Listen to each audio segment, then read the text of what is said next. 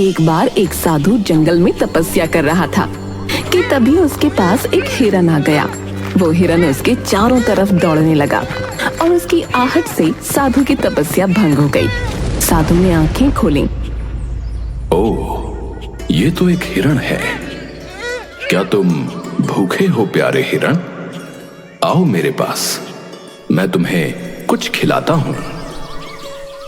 हिरन साधु की तरफ बढ़ा और अचानक एक शेर में परिवर्तित हो गया। ये देखकर साधु बहुत डर गया और डरते डरते भगवान से प्रार्थना करने लगा। हे भगवान, ये क्या माया है?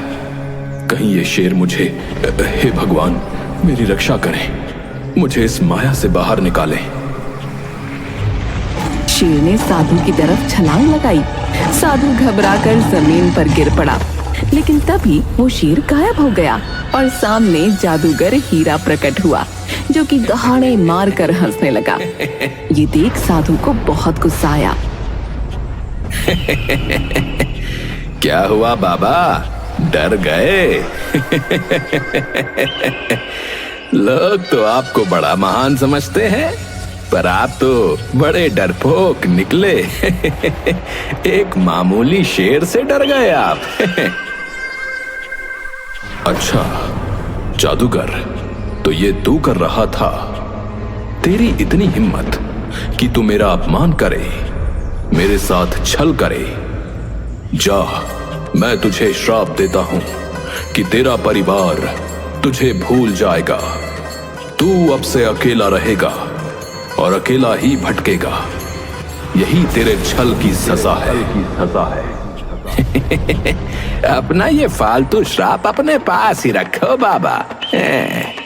मैं किसी श्राप व्राप को नहीं मानता, और मेरा परिवार ऐसे कैसे मुझे भूल जाएगा। चलो मैं तो चला। जादूगर ने साधु की बात को बिल्कुल गंभीरता से नहीं लिया और वो अपने घर पहुंचा, पर वहां सचमुच उसकी पत्नी और बेटी ने उसे नहीं पहचाना। ये देख जादूगर परेशान होता हुआ भगवान से बोला। हे भगवान, मेरी पत्नी तो मुझे सचमुच भूल गई और घर में भी घुसने नहीं दे रही। इसका मतलब उस साधु का श्राप सच हो गया है। मुझे ये सब सही करने उसके पास ही जाना पड़ेगा। जादूगर वापस उस साधु के पास जाकर उसके पैरों में गिर गया और उससे बहुत माफी मांगी। बहुत देर माफी मांगने के बाद साधु ने उससे कहा, मैं अपना श्राप तो वापस नहीं ले सकता, लेकिन श्राप को तोड़ने का एक तरीका बता सकता हूं।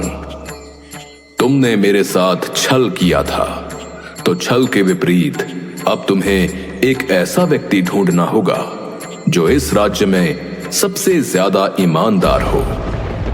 जब वो व्यक्ति तुम्हारे बीवी बच्चों को बताएगा कि तुम उनके क्या हो, तब उन्हें सब याद आ जाएगा। बाबा इसमें तो काफी वक्त लग जाएगा। हाँ, लेकिन तुम कर्म करो, तुम्हें इसका फल जरूर मिलेगा। बस तुम जो भी करो उसे नेक दिल से करना। ये सुनकर जादूगर ने साधु को धन्यवाद कहा और सबसे ईमानदार व्यक्ति की खोज में निकल गया। दूसरी तरफ पड़ोस के गांव में एक सब्जी वाला रोहित अपनी बीमार मां के साथ एक छोटे से कच्चे मकान में रहता था। वो हमेशा ईमानदारी और मेहनत से काम करता था। भैया 1 किलो आलू दे दो। जी अभी देता हूँ। रोहित ने आलू तोले और ग्राहक को दिए। ग्राहक गलती से ज्यादा पैसे देकर चला गया, लेकिन रोहित तुरंत ही ग्राहक को आवाज देकर कहता है, भाई साहब, आपने ज्यादा पैसे दे दिए। ये लो आपके बाकी पैसे। अरे हाँ, अरे धन्यवाद भैया, तुम तो सच में बहुत ईमानदार हो। अब तक तो सिर्फ सुना था तुम्हारे बारे में, आज देख भी लिया भैया। अरे इसमें धन्यवाद कैसा, ये तो आपके ही पैसे हैं।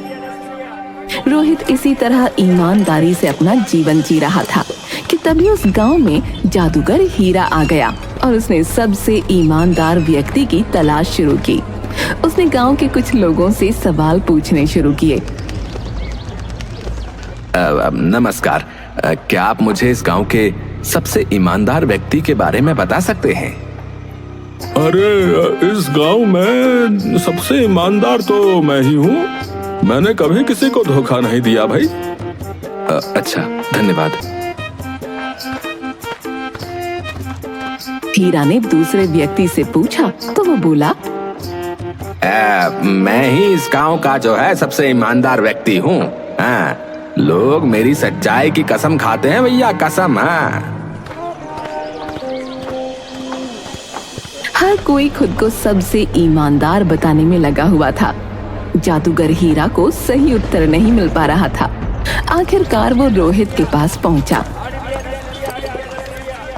नमस्ते। क्या आप मुझे इस गांव के सबसे ईमानदार व्यक्ति का पता दे सकते हैं? नमस्ते भैया। देखिए, इस गांव में सभी लोग ईमानदार हैं, लेकिन एक बात कही जाती है ना कि ईमानदार वही है जिसे बेईमानी का मौका नहीं मिला। इसलिए अंदर की सच्चाई तो भगवान ही जानता है।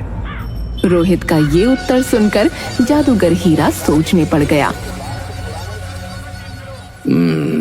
ये तो बिल्कुल सही बात कह रहा है।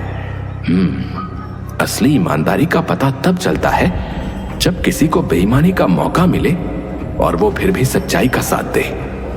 मुझे इन लोगों की ईमानदारी की परीक्षा लेनी होगी। जादूगर हीरा ने उन लोगों की परीक्षा लेने के लिए रात के अंधेरे में अपने जादू से गांव के बीचों बीच एक जादुई पेड़ बनाया। अगली सुबह जब गांव वालों ने उस पेड़ को देखा तो वो हैरान रह गए। अरे, ये पेड़ तो यहाँ कल रात तक नहीं था। ये कैसे आ गया भैया? ये पेड़ तो बड़ा ही अजीब सा लग रहा है कि नहीं?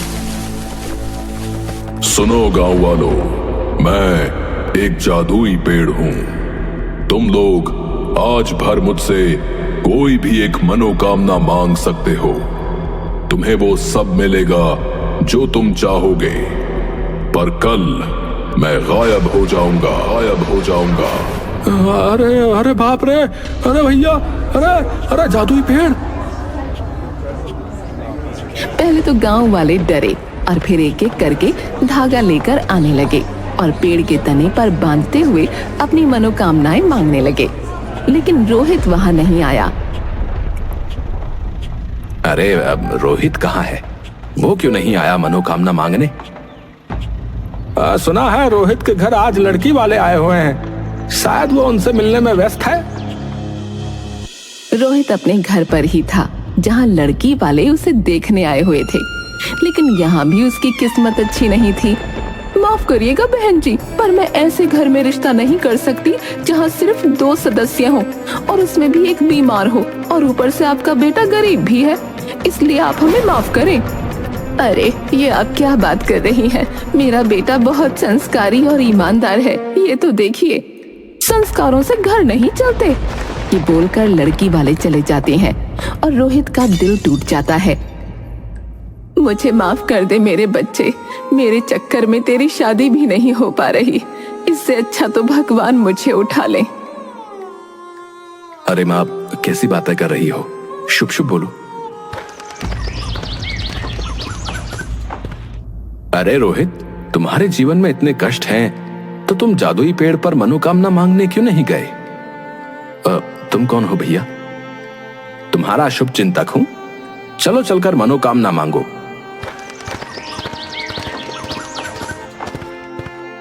रोहित जाता है और मनोकामना मांगता है, लेकिन अगले दिन गांव में कुछ अजीब हुआ। लोगों की मनोकामनाएं गलत हाथों में पहुंच गईं। किसी ने धन मांगा था, लेकिन उसे किसी और के पास भेज दिया गया। किसी ने सोना मांगा था, लेकिन वो किसी और को मिल गया। ये क्या हो रहा है भैया? मैंने तो धन मांगा था, लेकिन मेरे पास तो किसी और की चीज आ गई। मेरे पास भी कोई अजीब सी चीज आ गई है जो मैंने नहीं मांगी थी। रोहित के पास भी एक हीरों का हार पहुंचा, जबकि उसने तो अपनी माँ की सेहत मांगी थी। वो तुरंत बाहर निकला और आवाज लगाई। ये हीरो का हार किसने मांगा था? ये मेरे पास आ गया है। मैंने हीरो का हार मांगा था, ये मेरा है। रोहित ने बिना किसी झिझक के वो हीरो का हार उस व्यक्ति को दे दिया। ऐसा करते ही उसकी माँ की सेहत ठीक हो गई। ये देखकर जादूगर हीरा को यकीन हो गया कि रोहित ही सबसे ईमानदार व्यक्ति है। लेकिन तभी और लोग भी बाहर आने लगे जो अपनी चीजें वापस कर रहे थे। अरे मेरे पास ये सोने की ईंट आ गई भैया, ये जिसकी भी है वो ले लो। अरे हाँ, ये मैंने मांगी थी। मेरे पास ये मोतियों से भरा हुआ संदूक आ गया है, ये किसका है? ये मेरा है, लाओ मुझे दे दो। बाकी लोगों को भी अपनी चीजें वापस करते देख जादूगर हीरा परेशान हो गया।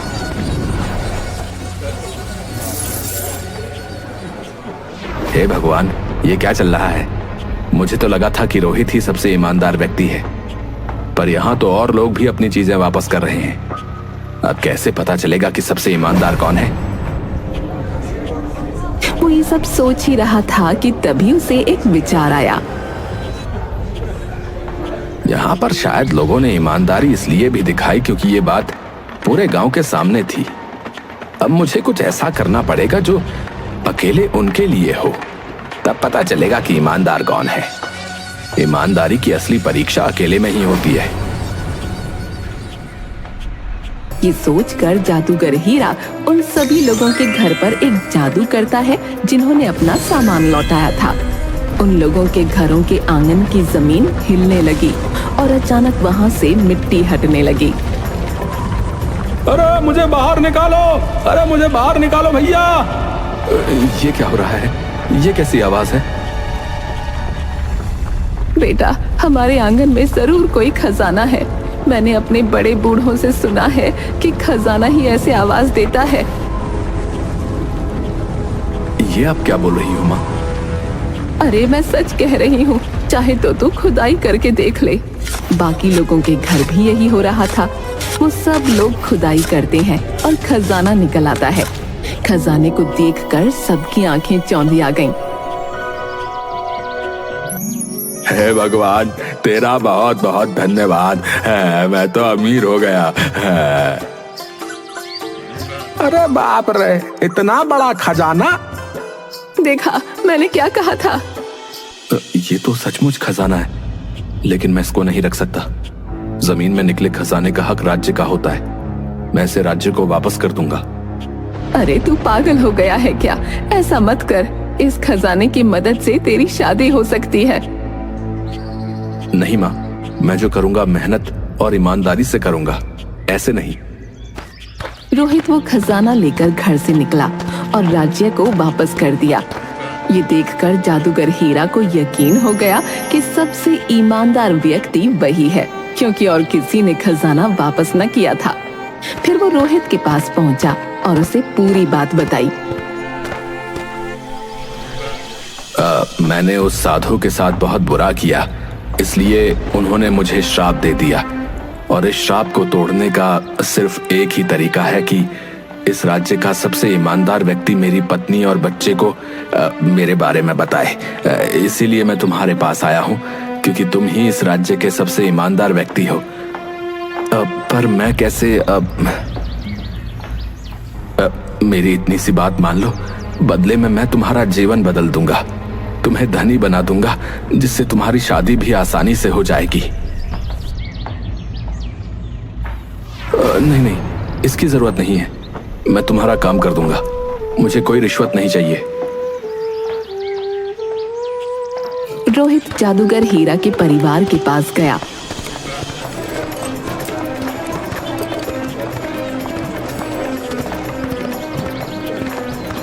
और उन्हें सच्चाई बताई।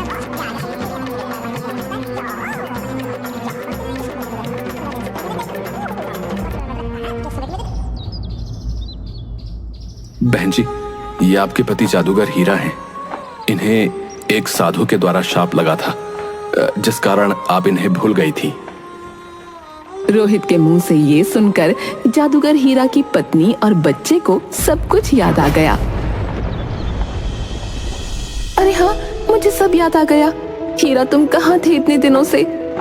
पिताजी, आप कहाँ चले गए थे? जादूगर हीरा ये देखकर खुशी से रोने लगा और उसने उन्हें पूरी बात बताई। धन्यवाद रोहित, तुम्हारी मदद से मेरा परिवार मुझे फिर से पहचान गया। मैं तुम्हारी मदद करना चाहता हूँ, कृपया मुझे करने दो। नहीं, मैंने तुमसे पहले ही कहा था ना, मुझे कोई रिश्वत नहीं चाहिए। तुम्हें कसम है कि तुम मेरे लिए कोई जादू नहीं करोगे। ये बोलकर रोहित वहां से जाने लगा, लेकिन तभी उसकी ईमानदारी से प्रभावित होकर जादूगर हीरा की पत्नी ने कहा, रोहित, आपकी शादी हो गई है क्या? जी नहीं। तो क्या आप मेरी बहन से शादी करेंगे? आप जैसे ईमानदार व्यक्ति से शादी करके मेरी बहन धन्य हो जाएगी। रोहित ये सुनकर हैरान रह गया और उसने हाँ कर दी। और कुछ इस तरह रोहित की ईमानदारी ने उसे न सिर्फ गांव में सम्मान दिलाया, बल्कि एक अच्छा जीवन साथी भी। जादूगर हीरा और उसका परिवार भी फिर से खुशहाल जीवन जीने लगा और रोहित ने अपनी सच्चाई और मेहनत से एक नई शुरुआत की।